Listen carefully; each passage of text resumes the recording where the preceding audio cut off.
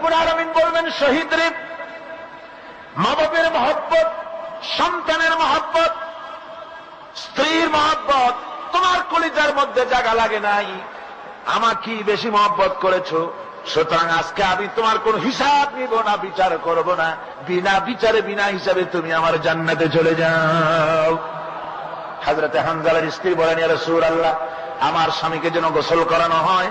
হযরতে রাসূল পাক সাল্লাল্লাহু আলাইহি ওয়াসাল্লাম গোসলের নির্দেশ দিতে যাবেন, এমন সময় হযরতে জিবরাইল এসে বলেন, ইয়া রাসূলুল্লাহ, হানজালার গোসলের কোনো প্রয়োজন আপনাকে করাতে হবে না, কোন উদ্যোগ নেওয়ার কোন প্রয়োজন নাই। আল্লাহ রাব্বুল আলামিন হানজালার শাহাদাতে এত খুশি হয়েছেন, যার কারণে আল্লাহ পাক দুনিয়ার কোন সাধারণ পানি নয়, হাউজে কাউসারের পানি দিয়া আর নূরের তৈরি রহমতের ফেরেশতা দিয়া হানজালার গোসলের বন্দোবস্ত করে দিয়েছেন। যুবকেরা, তরুণেরা, তোমাদের মতোই দুই যুগ দুই তরুণ মা